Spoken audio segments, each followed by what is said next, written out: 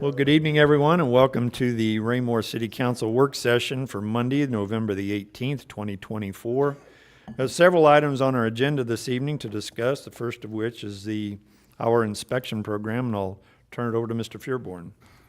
Thank you, sir.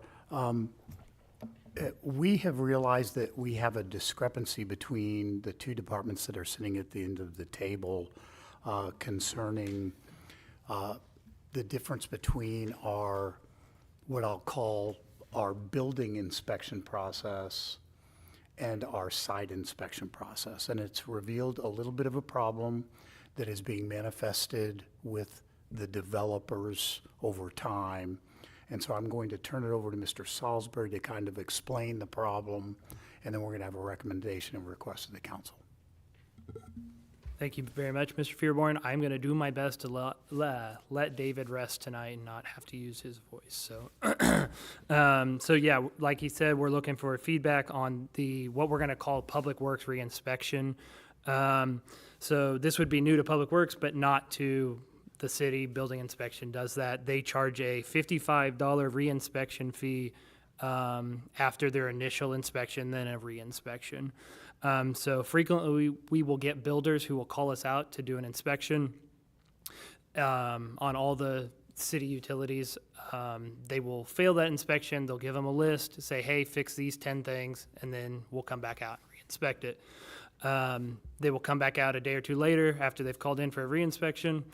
They will have not fixed anything, and it seems like to us they're just trying to get stuff by us. Hey, what are you going to miss this time? So then we'll have to schedule another reinspection, come out again. This may go on 3 or 4 different times. We just don't have the time anymore to be able to keep doing this as more houses get built and stuff like that. So we would be proposing that we do the same $55 reinspection fee after the first inspection, the list, and then the reinspection. So it would be the third in all subsequent inspections that would be affected. Happy to answer any questions or dive into anything a little deeper, but that's kind of where we're at.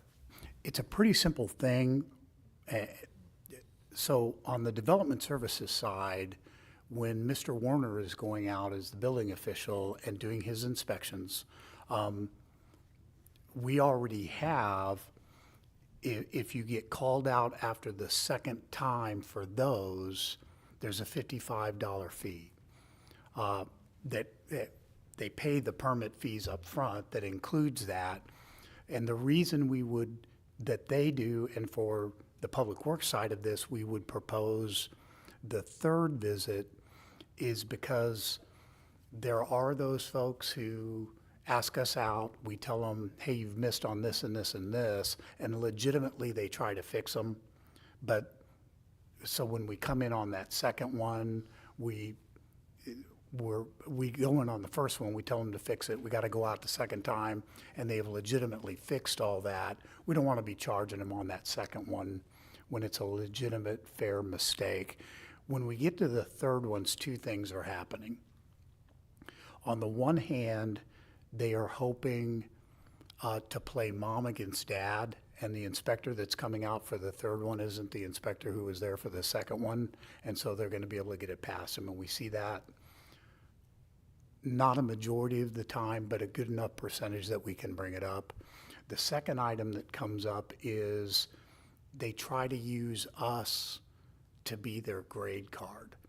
And we can end up going out on these sites 6 and 7 times where on the building side, it has dampened that down because we're already charging there. But on the right-of-way re-inspections that we're doing, we'll tell them we can't find a manhole. We know there's a manhole here. You've covered it up. Well, they take the dirt from the manhole and they cover up a meter. And so then we're back out there telling them, no, we also got to be able to get to the meter, that sort of thing. So all we're asking is that if the council is amenable, we would like to amend the schedule of fees again. We've already brought the linear foot item to you all, but we'd like to amend it for this because it is becoming more and more of a problem. We're hoping that having it in place will quell some of the taking advantage of it out of the front end because, as Mr. Salisbury said, we simply don't have the time or the manpower these days, as fast as we're growing. Anybody have any questions? Yes, Mr. Mills. Why would we not consider each time we go out, the fee even be greater? I mean, if every other thing where we have late fees, if you pay it 2 months late, it's more than 1 month late. If you pay it 3 months late, it's more, our water and stuff. To me, just charging another $55 may not be enough deterrent, but if the next one was now $75 and the next one's $100, I mean, to me, if you're gonna do this to deter stuff, we need to make it a deterrent, and just saying another 55 for each inspection, to me, isn't enough of a deterrent. I would recommend starting with the 55 because the 55 has worked as a deterrent on the code side of it. If it's not working on it because you're dealing with a rougher group with Public Works and right-of-way, if the 55 doesn't work to see a significant reduction, then we could come back to you all and say, let's do an accelerated schedule, for sure. What I mean is if the person that's, you're having to go out the third time, the fourth time, the fifth time, it just seems like each of those times it should be a higher amount.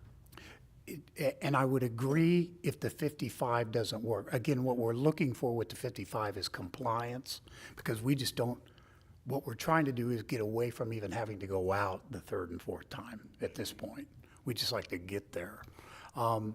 As far as the mechanics of it would be, if we go out the second time and something's not there, we will be telling them we're not coming out for the third inspection until such time as you've been to the window and actually paid for the fee, which we already have that in place. So the mechanics of it are in place because Development Services already has it there. But if we don't see with this particular group, then we would be coming back to you all and asking you for the acceleration of the fees if it's not working. And just to add to that, I would just say, I think more than the $55 is the time it takes to actually come up here that they have. That's more of the deterrent than the actual $55. Mr. Circle? So if we implement that, would there be a time where with 6 months, 9 months down the road, we'll see how it's working? If it's working good, great. But is there a time when we'll look at it and say, you know what, we're going to have to go to a different, like Brian said. Absolutely. But we won't let it go long-term. We're going to kind of watch it on Absolutely. a certain amount of time. We'd probably be wanting to take it through the summer because we're gonna see this go down at this point in time as we go into the winter. Anyone else? Okay, no objection? Okay, We'll be bringing an amendment to you all. all right. Next item is the bond sale review. What you got there? As the council will remember, we came back to you all and asked for a change in the parameters ordinance in case the market was bad. Turns out we didn't need that. Sale last week went very, very well. We actually ended up with 5 bidders. 2 jumped in the last 3 minutes before the deadline and signed up, and then all 5 of them ended up turning in bids. We ended up with a total interest cost, which you'll remember on total interest cost, we had asked if we could increase that to 5% just to make sure we had competition. We ended up with the high bidder. Remember, we go with high bidder on this one. Or I'm sorry, with the low bidder on this one, highest payout. Total interest cost was 3.601688. So we did very, very well in the market that day.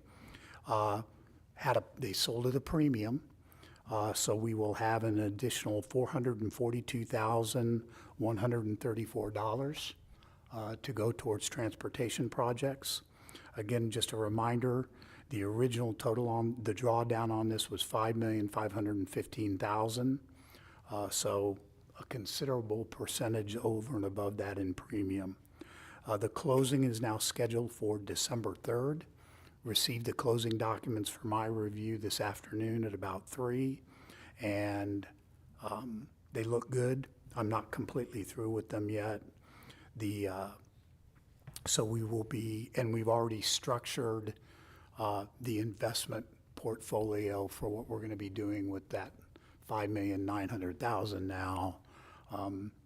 extending it out because we still have that vague 3 million and what's going to happen with it relative to, is it going to go out towards 49, or is it going to be additional on Kurzweil if that ends up looking like it's going to be fully funded?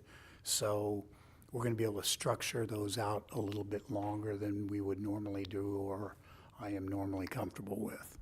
But considering the fact that we're thinking that long-term interest rates and securities are going to be going down immediately after December 3rd, we want to lock those up for a good long period of time that we're still comfortable with the drawdown.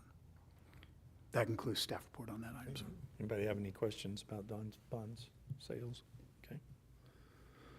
All right, well, our last item on the open work session, we do have a reason to go into executive session. We have a couple of reasons to go into executive session. I wanted to share with you my recommendations for appointment to boards and commissions.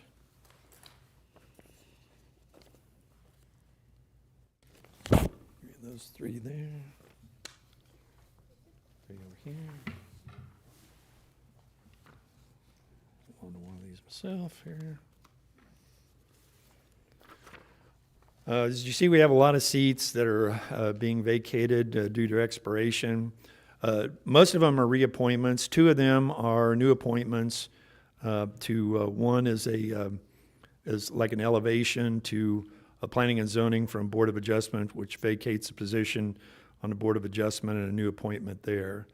And as always, if you have any questions, I'd be happy to take those offline over the next week about the specific individuals involved there. But yeah, it's pretty straightforward. Parks Board's working great. Arts Commission is going good.